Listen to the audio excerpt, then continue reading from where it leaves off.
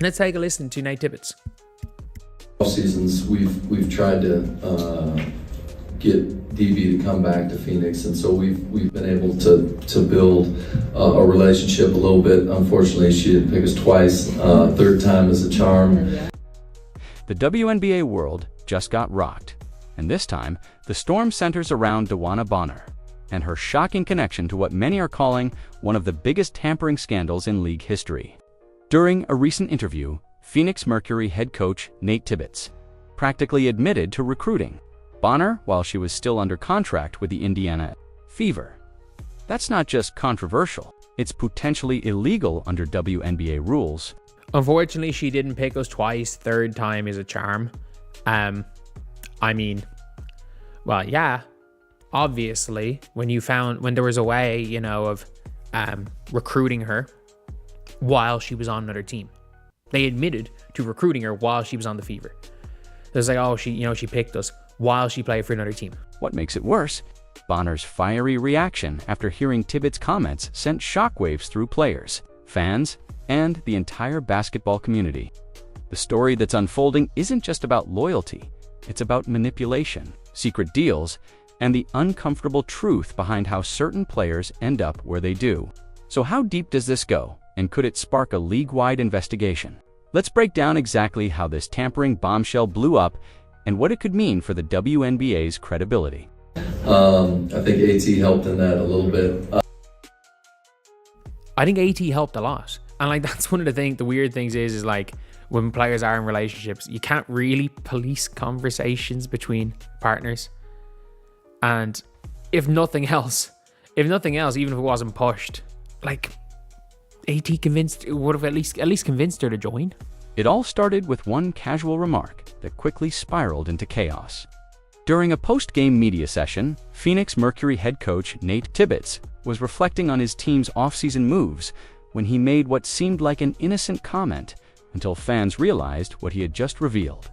In front of cameras, Tibbets admitted that the Mercury had been trying to build a relationship with DeWanna Bonner even while she was still under contract with the Indiana Fever. Went on to say that it was their third attempt at bringing her back to Phoenix, joking that third time's the charm. Those words may have sounded light, but to anyone familiar with WNBA rules, they were a direct red flag. Tampering or communicating with players under contract with another team is strictly prohibited. And Nate Tibbets didn't just hint at it, he all but confirmed it.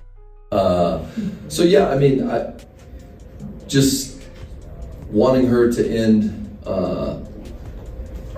her run, however, you know, it's going to end, right? I mean, what a story for her to come back after playing here for 10 years. And you never know for sure how it's going to work, right? But we knew that we needed to add another veteran to our group for these situations. Fans quickly replayed the clip, dissecting every word. The moment Tibbets mentioned how they'd been trying to get Bonner for a while, social media exploded. Comments flooded in, with fans accusing the Mercury of manipulating the system, recruiting through personal relationships, and disrespecting the Fever organization. Others pointed out that Bonner's partner, Alyssa Thomas, currently plays for Phoenix, making the relationship Tibbets referenced even more suspicious. It wasn't just a slip of the tongue, it was a confession of coordination behind the scenes. We knew we needed to add another veteran, so we got our best player to convince her, I don't know if they're married yet, partner, to quit on her team so we could bring her in as a vet. Like that is what happened. Like, you're hearing it from Nate Tibbets talking about, you know. Within hours, clips of the press conference began circulating across platforms like X and TikTok, sparking outrage among fans who already believed certain WNBA teams received preferential treatment. Many argued that smaller market teams like the Fever are constantly undermined, while big-name franchises like Phoenix get away with bending the rules. Others went a step further, calling for an immediate league investigation into Tibbets' statements and potential tampering violations. But perhaps the most shocking twist came from Bonner herself. After seeing the comments, she reportedly became furious, not just because of the implication, but because Tibbets' careless words made her look complicit in something unethical. Sources close to the situation claimed Bonner felt embarrassed and exposed, believing that Tibbets had painted her as someone who disrespected her former team. She had worked hard to maintain a reputation as a veteran leader, and now that image was being shattered in real time. Like, she made the decision she was going to Phoenix while she was still under contract by the Indiana Fever. Why we knew that? Because teams were told to not claim her off waivers. Why we knew that? Because she blocked every single trade. Every trade that was offered to DeWanna Bonner by the Indiana Fever, as was reported, DeWanna Bonner blocked. Her agent blocked it. The Fever, too, were caught off guard. While the organization didn't immediately release a public statement, insiders revealed there was serious frustration about how the situation unfolded. The team had already endured fan backlash after Bonner's sudden exit earlier in the season. And now, it seemed like the rumors of backdoor recruitment had been validated by the Mercury's own coach. What began as a simple post-game chat had turned into a PR disaster, one that raised critical questions about league integrity and the blurred lines between personal and professional relationships. But the real explosion came when fans started uncovering the hidden timeline behind Bonner's move, connecting dots that painted an even darker picture of what might have been happening all along. He's admitting to tampering. Like, not admitting to tampering, but what he's saying, when you actually know the backstory and you take into account what he's saying, he's essentially said, we decided during the season, early in the season, we wanted another veteran, but we didn't want to trade for another veteran. So, he said Alyssa Thomas helped. So we got our best player to convince her partner to quit on her team, or to find a way to get here and become that vet, to join us as the vet. And the only way she could join us as the vet is by refusing all trades, quitting on or making the Fever waive her, and then making sure no teams claimed her off waivers. When Nate Tibbets made that comment, most thought it was just coach talk until the full clip surfaced. In it, he openly said the Mercury had been trying to get DeWanna back to Phoenix for a while, adding that Alyssa Thomas, her partner and Phoenix's star forward, helped a little. That was the moment jaws dropped. Because in plain language, what he described was not routine recruitment, it was tampering. Coaches and team officials are not allowed to discuss or pursue players under contract elsewhere. No matter how innocent the intentions might sound, the casual tone of Tibbets' words only made things worse. He wasn't whispering in secret. He was bragging, as if the league's rules didn't apply. The clip went viral within hours, and soon, the term tampering was trending across WNBA social media. Analysts started digging into the timeline, piecing together how the entire situation unfolded.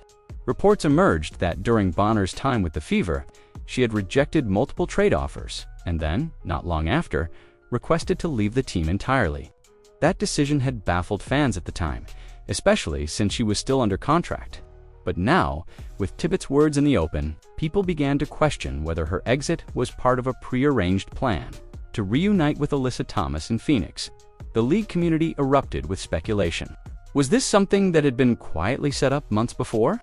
Did Bonner already know she was leaving Indiana long before the announcement became public? And, more importantly, how much did the Mercury front office really know? The more people analyzed, the worse it looked. The idea that a veteran coach would so carelessly admit to off-the-books recruitment struck a nerve. It wasn't just about DeWanna Bonner anymore. It was about the credibility of an entire league that's already fighting to be taken seriously. Meanwhile, Bonner's reaction was pure fire. Sources close to her said she was livid, feeling thrown under the bus by a coach who couldn't keep his mouth shut. She had prided herself on professionalism, but suddenly her name was being tied to backroom deals and shady agreements. Fans who once respected her leadership began questioning her integrity, and that stung. For a player who spent over a decade building her legacy, the fallout from one coach's careless comment was devastating. Across the league, whispers of punishment and investigation grew louder. Reporters pressed the WNBA for a statement, but the silence only fueled the storm. Fans demanded accountability, pointing out that if this kind of tampering had happened in the NBA, it would have led to fines, suspensions, or worse. The damage was already done. The public had heard the confession. The evidence was out there, and DeWanna Bonner's fury was now impossible to contain. And just when the outrage seemed to peak, new details began to surface that hinted this scandal ran far deeper than anyone realized. Once the clip of Nate Tibbets spread, fans and analysts began to rewind the tape on everything that led to DeWanna Bonner's controversial move. What they found was a pattern that made the entire situation even more suspicious. The timeline didn't just suggest tampering, it practically confirmed it. It started back in late January, when Bonner surprisingly signed with the Indiana Fever at the time. Many questioned the move, given that her long-term partner, Alyssa Thomas, had just been traded to Phoenix. Rumors swirled that Bonner's stay in Indiana might not last long, but no one imagined it would unravel this quickly. Only weeks into her stint with the Fever, Bonner began showing visible frustration. Her minutes dropped, her performance dipped, and behind the scenes, insiders claimed she seemed checked. Out then came reports that she had rejected several trade offers that could have kept her in competitive situations. A strange move for a veteran still chasing another championship by midseason. Everything boiled over. Bonner abruptly announced she would no longer play for the Fever. It shocked both fans and teammates. A week later, she was placed on waivers. That's when things turned truly bizarre. Normally, a player of Bonner's caliber would attract multiple claims from teams eager to add veteran leadership. But this time, no one claimed her. Not even teams with the cap space to do it. Instead, whispers started circulating that teams had been warned not to. It was as if everyone already knew where she was headed.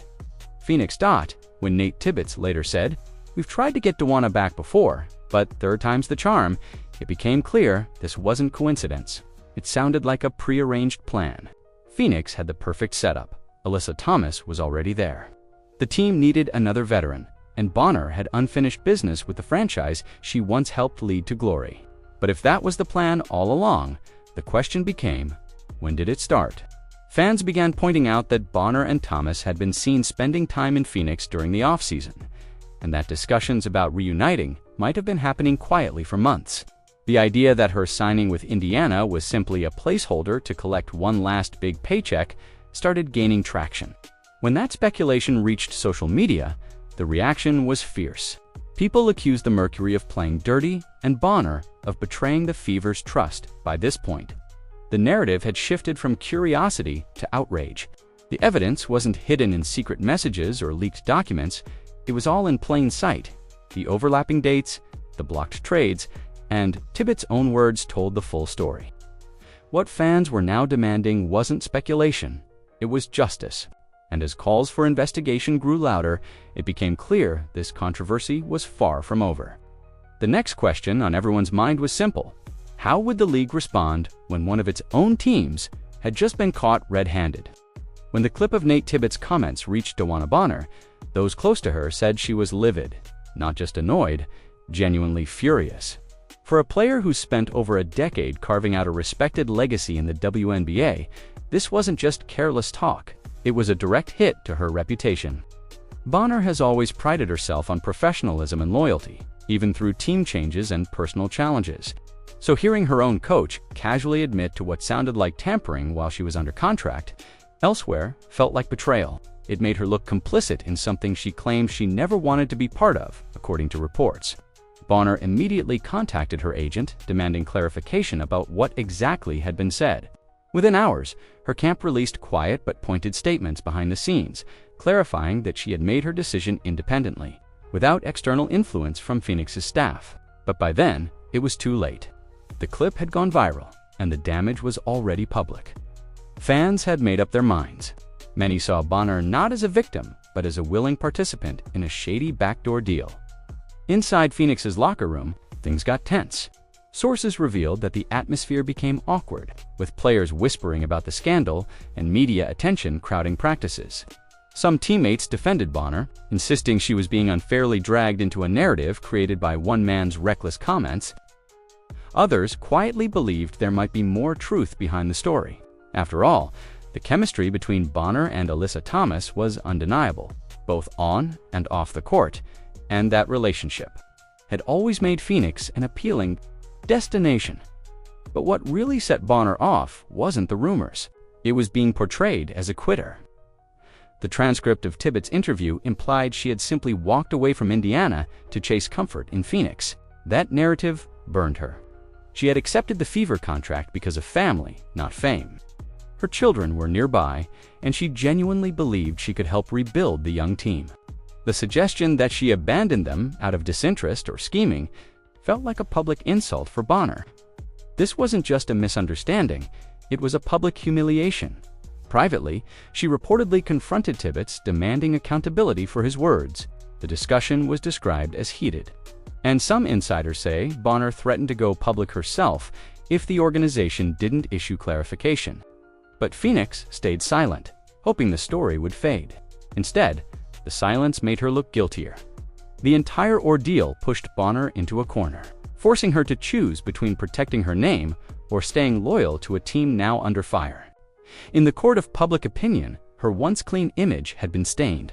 What began as a careless statement from her coach had turned into a full-blown crisis of trust, one that could determine not only her career's final chapter, but the WNBA's stance on ethics and player integrity.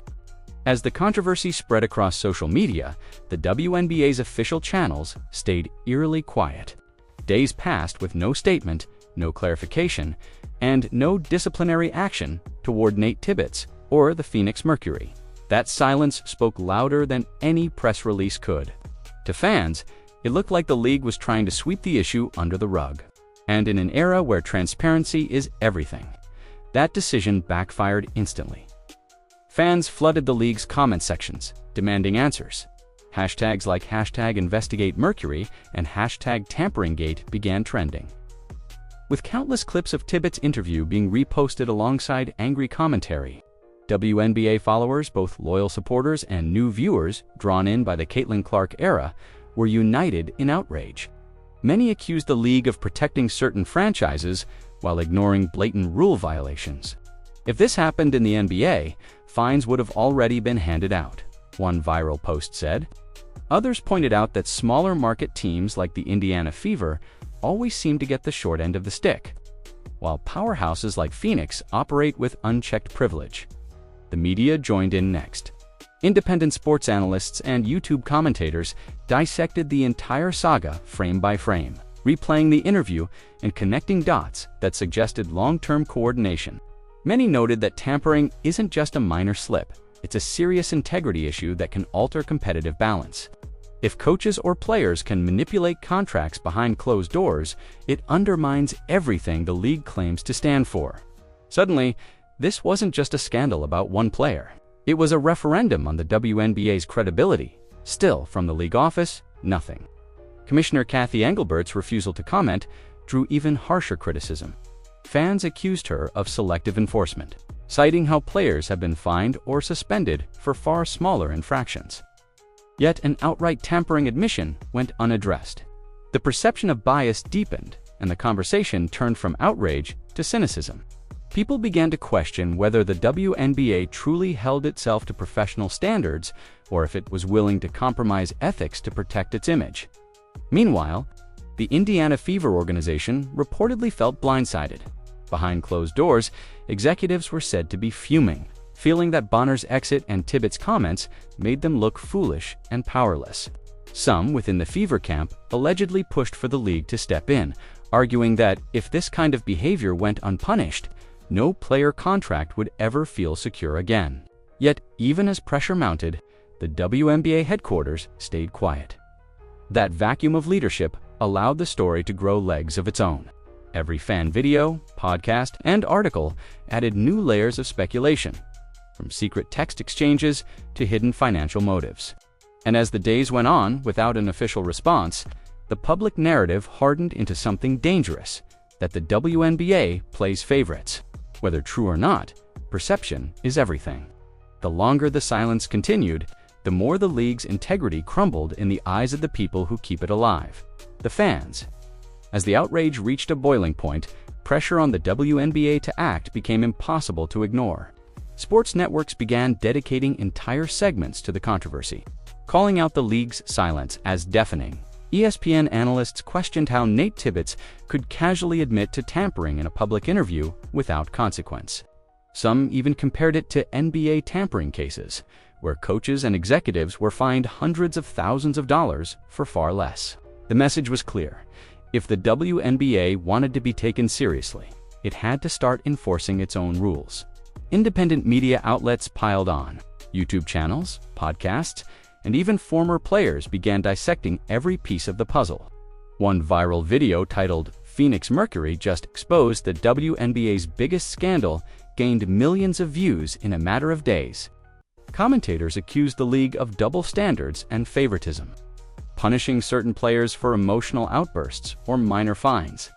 While ignoring something that struck at the heart of competitive integrity, they pointed to Tibbets' smug tone, emphasizing that his "third time's the charm" line wasn't just careless, it was arrogance. It implied he believed the Mercury could do whatever they wanted without facing consequences.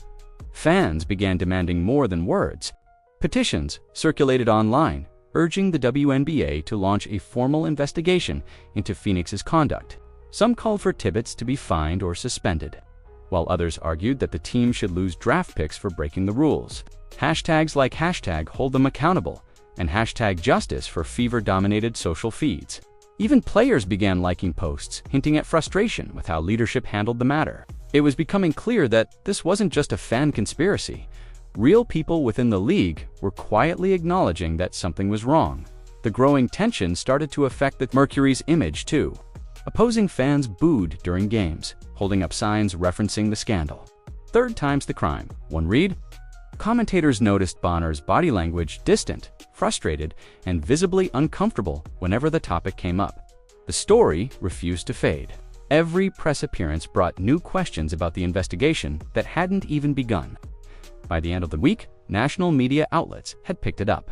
The New York Times ran a column questioning whether the WNBA was mature enough as a league to handle its own scandals transparently. Others speculated that Adam Silver, commissioner of the NBA, might have to step in if the WNBA continued to dodge responsibility. That suggestion ignited even more debate. Would the NBA really need to intervene to restore credibility to the women's league?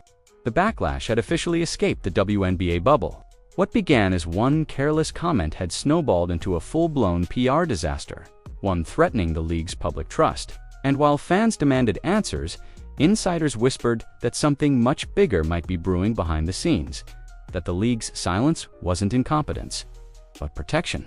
The real question now was, who exactly were they protecting? As the days stretched into weeks without a single word from the WNBA front office, fans began piecing together their own theories, and what emerged was more explosive than anyone expected. The silence wasn't just strange, it felt calculated. Many believed the league was deliberately shielding Phoenix and Nate Tibbets from punishment. Why? Because the Mercury weren't just any franchise, they were one of the WNBA's cornerstone teams, home to legends, big sponsorships, and some of the league's most marketable faces.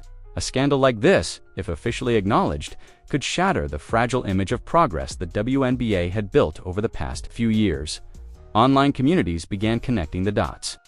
Fans discovered that around the same time Bonner left the Indiana Fever, Phoenix had quietly adjusted several salary cap figures, freeing just enough space to sign her weeks later. To many, that wasn't coincidence, it was coordination. Some speculated that Alyssa Thomas, Bonner's partner, had been the informal middle link between both sides during the season, making it easy for Phoenix to keep tabs on Bonner's dissatisfaction in Indiana. The revelation sent social media into overdrive, with users calling it relationship-driven recruitment and accusing the league of turning a blind eye because the optics of penalizing an LGBTQ+ couple could be politically tricky. Then came Phoenix's official response, or rather, damage control disguised as professionalism. The Mercury's PR team released a vague statement claiming the coach's words were misinterpreted and that no rules were violated. They insisted Tibbets' comments were taken out of context and that no direct communication occurred while Bonner was under contract. But fans weren't buying it.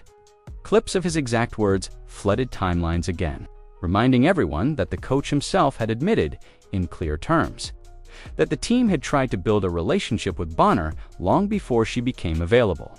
Inside sources leaked that even some WNBA officials were frustrated with how the Mercury handled the situation.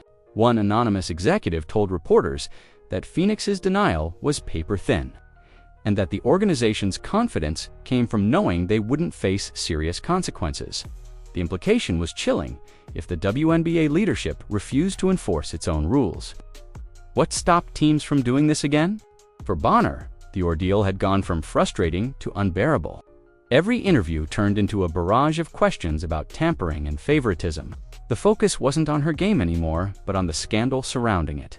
Even her on-court performance suffered. She looked distracted, hesitant, and visibly uncomfortable during press conferences. By now, fans weren't just demanding accountability, they were calling it a cover-up. The prevailing belief was that the league was protecting its image, not its integrity. And while Phoenix might have escaped official punishment for the moment, the court of public opinion had already rendered its verdict guilty.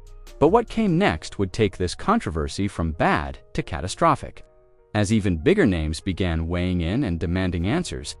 By the time the scandal reached its peak, the conversation had shifted from confusion to outrage, and finally, to action. Fans weren't just angry anymore, they wanted heads to roll. Nate Tibbets, once praised for his sharp basketball mind, had now become the symbol of everything wrong with the WNBA's leadership structure. Hashtags like #FireTibbets and #CleanUpTheLeague filled timelines, but the outrage didn't stop there. The calls for accountability extended to Commissioner Cathy Engelbert, whose silence throughout the ordeal had become impossible to defend. Many felt her lack of transparency had turned a simple controversy into a full-blown credibility crisis. Pressure began mounting from all directions. Sports media outlets openly questioned whether Engelbert had lost control of the narrative.